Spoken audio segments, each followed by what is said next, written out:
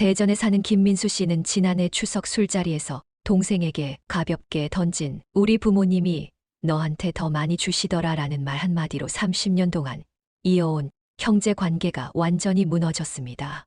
형제자매 관계는 우리 인생에서 가장 오래 지속되는 인연입니다.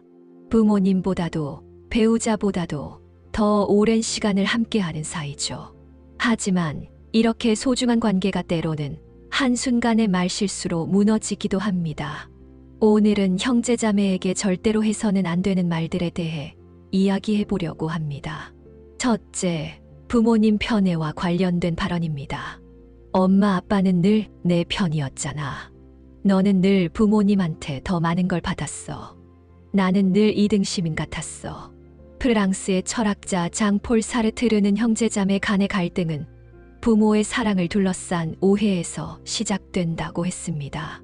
실제로 2024년 한국가정관리학회의 연구에 따르면 성인 형제 갈등의 42%가 부모 편의 문제에서 시작된다고 합니다. 더 놀라운 것은 이런 감정이 어린 시절부터 시작된다는 점입니다. 심리학자 제임스 도버티의 연구에 따르면 형제자매들은 이미 5살 무렵부터 부모의 관심이 누구에게 더 많이 가는지 인식하기 시작한다고 합니다. 이때 형성된 감정의 상처는 평생 지속될 수 있습니다. 강원도에 사는 이영희 씨의 이야기는 우리에게 많은 것을 생각하게 합니다. 그녀는 10년 전 어머니의 생신날 언니에게 한 말 때문에 지금까지도 후회하고 있습니다. 그날은 평범한 가족 모임이었어요. 어머니 생신이라 모처럼 언니와 함께 선물을 준비했죠. 그런데 언니가 준비한 선물을 보시고 어머니가 특별히 기뻐하시는 모습에 순간 제 마음 속 오래된 상처가 터져 나왔어요. 엄마는 늘 언니만 예뻐해서 난 항상 외로웠어 라는 말이 제 입에서 나왔죠. 이 한마디가 가져온 결과는 처참했습니다. 언니는 그 자리에서 울음을 터뜨렸고 어머니는 그날 이후 우울증을 앓기 시작하셨습니다. 가족 전체가 무너진 것입니다. 노벨문학상 수상자 펄 버그는 모든 비교는 독이다 라고 했습니다. 특히 가족 간의 비교는 치명적인 독이 될 수 있습니다. 서울대학교 가족학과 김현우 교수의 연구 결과에 따르면 부모 편애에 대한 언급은 다음과 같은 단계적 파괴력을 가진다고 합니다. 첫 단계는 즉각적인 감정의 폭발입니다. 평소에 참고 있던 감정들이 한순간에 터져 나오죠. 두 번째 단계는 관계의 단절입니다. 대화가 끊기고 서로를 피하게 됩니다. 세 번째 단계는 가족 전체로의 확산입니다. 부모님까지 정신적 고통을 겪게 되죠. 마지막 단계는 다음 세대로의 전이입니다. 자녀들까지 사촌 간의 관계가 멀어지게 됩니다. 형제자매들 간에 해서는 안 되는 두 번째는 경제적인 비교와 판단에 관한 말입니다. 내가 돈을 그렇게 써서 지금 이 모양이 된 거야. 나는 너보다 더 성공했잖아. 당신은 왜 동생만큼도 못 벌어? 워렌 버핏은 돈은 인간의 행동을 드러내는 가장 큰 시험대라고 했습니다. 형제자매 간에도 예외는 아닙니다. 경제적인 비교나 판단은 돌이킬 수 없는 깊은 상처를 남깁니다. 2023년 대한가정학회지에 실린 연구는 충격적인 결과를 보여줍니다. 형제자매 간 금전 문제로 인한 갈등은 한 번 발생하면 평균 7.2년간 지속된다고 합니다. 더 놀라운 것은 이러한 갈등의 80%가 직접적인 금전 문제가 아닌 경제적 상황을 비교하는 말 때문에 시작된다는 점입니다. 부산의 박정민 씨의 사연은 우리에게 깊은 교훈을 줍니다. 동생이 식당을 차렸을 때였어요. 저는 이미 20년 차 회사원이었고 나름대로 안정적인 생활을 하고 있었죠. 동생이 제게 사업 자금 조언을 구했을 때 저는 그런 식으로 장사하면 망하기 딱 좋다는 말을 했어요. 그리고 정말로 1년 후 동생의 가게가 어려워졌을 때 저는 최악의 말을 하고 말았죠. 내가 그때 얘기했잖아. 내가 그때 내 충고를 들었더라면 이렇게 되진 않았을 텐데. 마하트마 간디는 이런 말을 남겼습니다. 말은 눈보다 더 깊이 꿰뚫고 칼보다 더 날카롭게 베어낸다. 특히 경제적인 문제를 두고 하는 말은 더욱 그렇습니다. 세계적인 심리학자 마틴 셀리그만은 이런 현상을 학습된 무기력이라고 설명합니다. 지속적인 경제적 비교는 한 개인의 자아 존중감을 심각하게 손상시킬 수 있습니다. 특히 가족 간의 비교는 그 상처가 더욱 깊어질 수 있죠. 서울의 정태영 씨는 이렇게 말합니다. 저는 늘 동생과 비교됐어요. 동생은 대기업 임원이에요. 반면 저는 작은 자영업을 하고 있죠. 설날에 동생이 외제차를 타고 왔을 때 아버지가 하신 말씀이 아직도 잊혀지지 않아요. 내 동생 봐라. 너는 왜 그 정도도 못하니? 그 순간 저는 40년 넘게 쌓아온 자존감이 무너지는 걸 느꼈습니다. 하버드 비즈니스 스쿨의 최근 연구는 더욱 충격적인 사실을 밝혀냈습니다. 형제자매 간의 경제적 격차가 클수록 수입이 적은 쪽의 기대 수명이 평균 4.5년 감소한다는 것입니다. 연구진은 이러한 현상의 주요 원인으로 지속적인 비교와 스트레스를 지목했습니다. 대구의 김현숙 씨는 이런 말을 남겼습니다. 동생의 경제적 성공이 저를 괴롭히는 건 아닙니다. 오히려 자랑스럽죠. 하지만 매번 가족 모임에서 듣는 비교의 말들이 너무 힘들어요. 언니는 왜 동생처럼 투자를 안 하니? 동생 보험 설계사 친구 소개 좀 받지 그래? 이런 말들이 쌓이고 쌓여서 이제는 가족 모임에 가는 것조차 두렵습니다. 경제적 비교의 무서운 점은 그 영향이 다음 세대까지 이어진다는 것입니다. 심리학자 에릭 에릭스는 부모의 경제적 상처는 자녀의 정서적 상처가 된다고 경고했습니다. 실제로 한 연구에 따르면 형제자매 간 경제적 비교를 경험한 자녀들의 68%가 사촌들과의 관계에서도 어려움을 겪는다고 합니다. 특히 명절이나 가족 모임에서 이런 발언들이 자주 발생하는데 하버드 의대 로버트 월딩거 박사는 이를 축제 증후군이라고 부릅니다. 특별한 날이라는 압박감과 기대감이 평소에 하지 않았을 말들을 하게 만든다는 것입니다. 최근에는 SNS의 발달로 이러한 비교가 더욱 심각해지고 있습니다. 동생이 자기 아이들 해외여행 사진을 올리면서 우리 애들은 방학마다 유럽 여행 가는데 올케네는 왜 안 가나요? 라는 댓글을 달았어요. 그 댓글 하나 때문에 저는 SNS를 모두 탈퇴했습니다. 광주의 김미연 씨의 이야기입니다. 노벨 경제학상 수상자 리처드 탈러는 우리는 모두 각자의 경제적 여정을 걷고 있다고 말했습니다. 경제적 성공은 단순한 숫자 게임이 아닙니다. 그것은 개인의 가치관, 선택, 그리고 때로는 순수한 운의 결과물이기도 합니다. 셋째, 배우자와 자녀를 비교하는 발언입니다. 너희 애는 왜 그렇게 공부를 못하니? 당신 남편은 우리 집 사람만도 못하네. 우리 애는 벌써 대기업 준비하는데 너희 애는 아직도. 심리학자 칼 융은 가족은 우리의 가장 깊은 상처와 가장 큰 치유의 원천이 된다고 했습니다.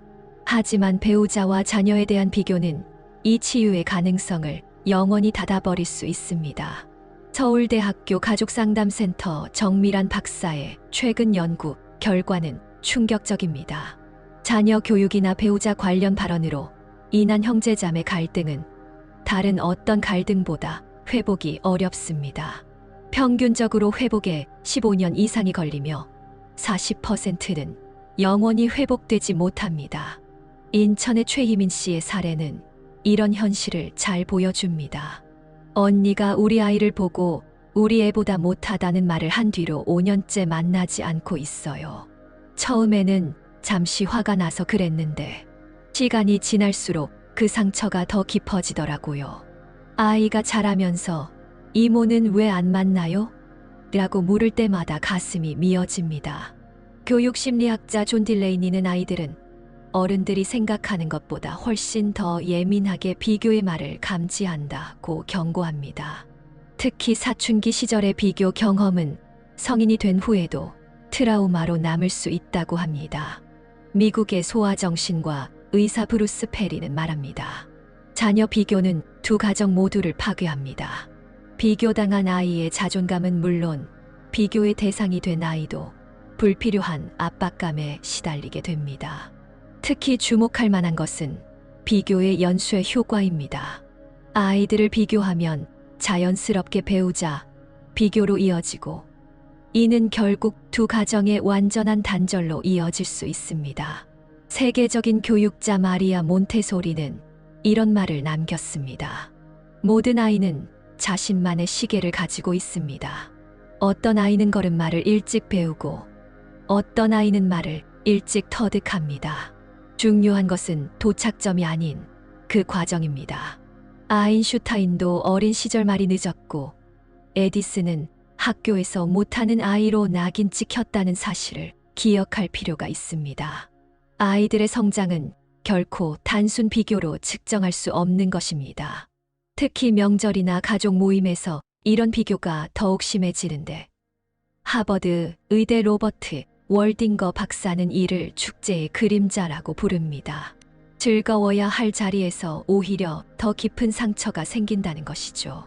최근에는 SNS의 발달로 이러한 비교가 일상화되고 있습니다.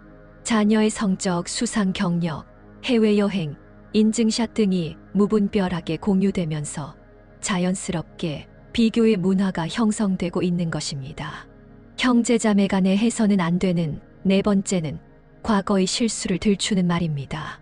너 그때 그런 실수했던 거 기억나? 내가 그때 그랬던 것처럼 이번에도 너는 어릴 때부터 그랬잖아.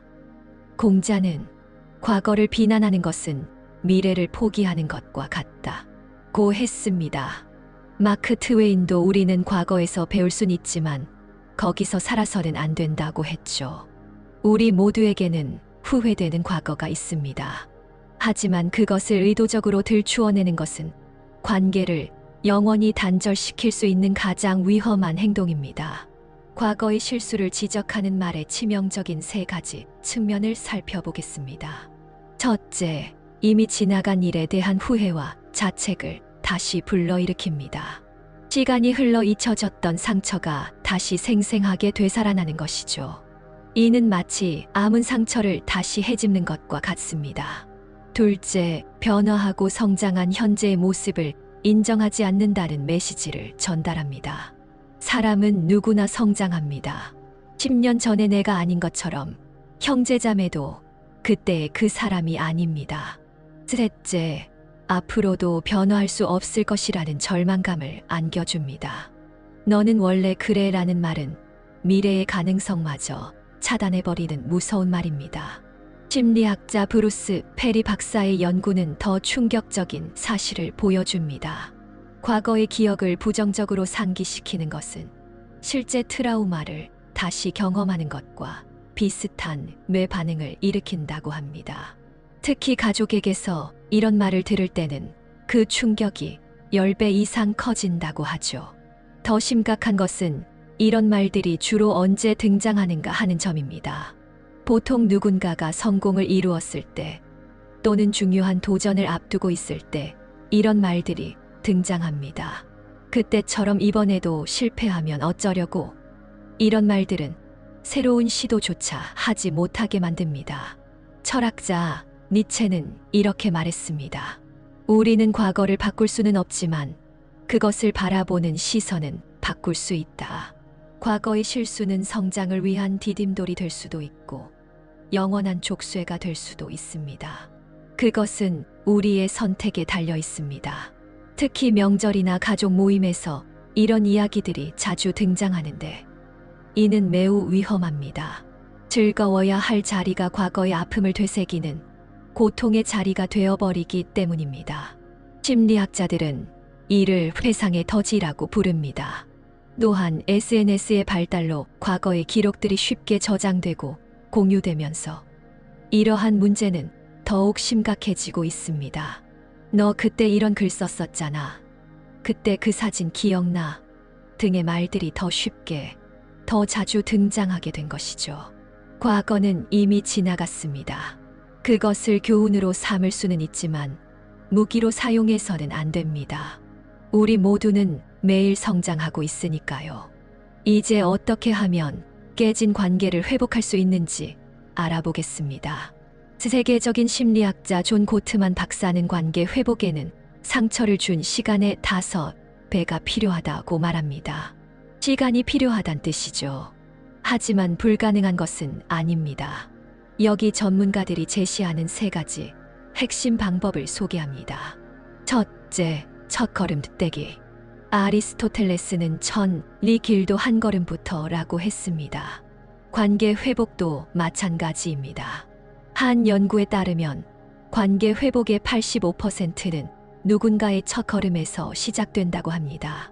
특히 주목할 만한 것은 타이밍입니다. 갈등이 발생한 지 100일 이내에 먼저 다가간 경우 관계 회복 성공률이 92%에 달했습니다. 반면 1년이 지난 후에는 그 확률이 40%로 떨어졌습니다. 시간이 해결해 줄 거라는 생각은 착각일 수 있습니다. 먼저 다가가는 방법도 중요합니다. 문자나 이메일보다는 직접 만나는 것이 좋고, 만나기 어렵다면 전화를 하는 것이 좋습니다. 하버드 의대의 연구에 따르면 목소리를 통한 소통이 문자를 통한 소통보다 2.8배 더 효과적이라고 합니다. 둘째, 새로운 관계 만들기. 마치 정원을 가꾸듯 관계도 새롭게 다시 심고 가꿔 나가야 합니다. 하버드 대학의 마크 윌리엄스 교수는 과거의 관계를 회복하는 것보다 새로운 관계를 만드는 것이 더 효과적이라고 말합니다. 정기적인 만남을 제도화하는 것부터 시작해 보세요. 매주 일요일 아침 커피 한 잔을 함께 마시는 것만으로도 충분합니다. 연구 결과에 따르면 정기적으로 만난 형제자매의 89%가 1년 내에 과거의 갈등을 해소했다고 합니다. 데일 카네기는 사람과의 관계는 마치 은행 계좌와 같다. 정기적으로 입금을 해야 필요할 때 인출할 수 있다고 했습니다. 관계 회복도 마찬가지입니다. 꾸준한 만남, 작은 관심, 소소한 대화가 쌓여 신뢰가 만들어집니다. 영국의 심리학자 존 볼비는 성인이 된 형제자매 관계에서 가장 중요한 것은 새로운 공통점 만들기라고 강조합니다. 어린 시절의 추억은 이제 그만두고 새로운 공통 관심사를 찾아보세요. 등산, 골프, 요리 클래스 등 함께 할 수 있는 활동을 시작해보는 겁니다. 특히 여행의 효과가 탁월합니다. 1박 2일이라도 좋습니다. 짧은 여행을 다녀온 형제자매의 93%가 관계 개선을 경험했다고 합니다. 일상을 벗어난 새로운 환경에서는 서로를 다르게 보게 되기 때문입니다. 마치 정원을 가꾸듯 관계도 새롭게 다시 심고 가꿔 나가야 합니다. 셋째, 지속적인 관계 관리. 스탠포드 대학의 연구진은 관계는 마라톤과 같다고 말합니다. 단거리 달리기가 아니란 뜻이죠.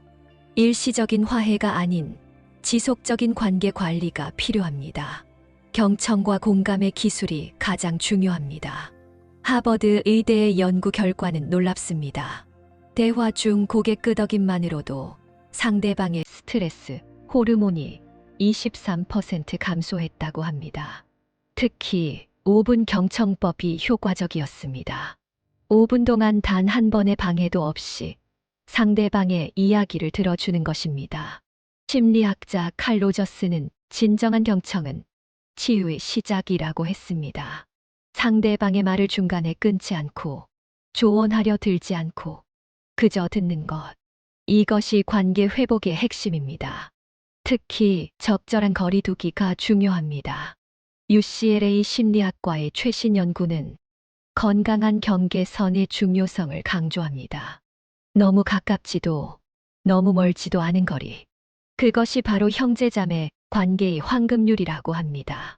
한 마디의 말이 천냥의 빚을 갚는다라는 속담이 있습니다. 하지만 반대로 한 마디의 말이 평생의 상처가 되기도 하죠. 오늘 우리가 나눈 이야기들을 다시 한번 새겨볼까요? 부모님 편애를 언급하는 순간 30년의 관계가 무너질 수 있습니다. 마치 거대한 참나무가 한 번에 벼락에 쓰러지듯 오랜 세월 쌓아온 관계가 한순간에 무너질 수 있다는 걸 우리는 보았습니다. 경제적 비교는 평생의 상처로 남을 수 있습니다. 워렌 버핏이 말했듯 돈은 우리 행동을 드러내는 가장 큰 시험대입니다. 하지만 그 시험대 위에서 서로를 비교하는 순간 우리는 이미 시험에서 떨어진 것이나 다름없죠. 배우자와 자녀 비교는 다음 세대까지 그 상처가 이어질 수 있습니다. 칼 융이 말했던 것처럼 가족은 우리의 가장 깊은 상처이자 가장 큰 치유의 원천입니다. 하지만 그 치유의 가능성을 영원히 닫아버리는 것이 바로 이런 비교의 말들입니다. 그리고 과거의 실수를 들추는 것은 미래의 가능성마저 막아버리는 일이 됩니다. 공자의 말씀처럼 과거를 비난하는 것은 미래를 포기하는 것과 같습니다. 하지만 희망이 있습니다. 어떤 관계든 회복의 기회는 열려 있기 때문입니다. 관계 회복을 위한 우리의 3가지 약속. 첫걸음 떼기. 누군가는 먼저 손을 내밀어야 합니다. 100일이라는 황금 기간을 놓치지 마세요. 갈등이 생긴 후 100일 안에 먼저 다가간다면 92%의 높은 확률로 관계를 회복할 수 있습니다. 새로운 관계 만들기. 과거의 추억에만 머무르지 말고 새로운 추억을 만들어 가야 합니다. 짧은 여행 한 번이 10년의 갈등을 녹일 수 있다는 걸 기억하세요. 그리고 지속적인 관계 관리, 마라톤처럼 꾸준히 이어가야 합니다. 5분의 경청이 50년의 오해를 풀 수 있습니다. 노벨문학상 수상자 헤르만 헤세는 말했습니다. 형제자매는 우리가 선택할 수 없는 유일한 친구다. 운명처럼 주어진 이 소중한 인연, 지금이라도 다시 시작해보는 건 어떨까요? 여러분, 지금 이 순간 잠시 눈을 감고 생각해 보세요. 여러분의 형제자매는 지금 무엇을 하고 있을까요? 어쩌면 그들도 지금 이 순간 여러분과의 관계 회복을 고민하고 있을지도 모릅니다. 여러분의 가정에 행복이 가득하길 바라며 부자습관집에서 전해드렸습니다. 구독과 좋아요, 그리고 알림 설정까지 해주시면 더욱 좋은 콘텐츠로 보답하겠습니다. 댓글로 여러분의 이야기도 들려주세요. 다음 시간에 더 좋은 내용으로 찾아뵙겠습니다. 감사합니다.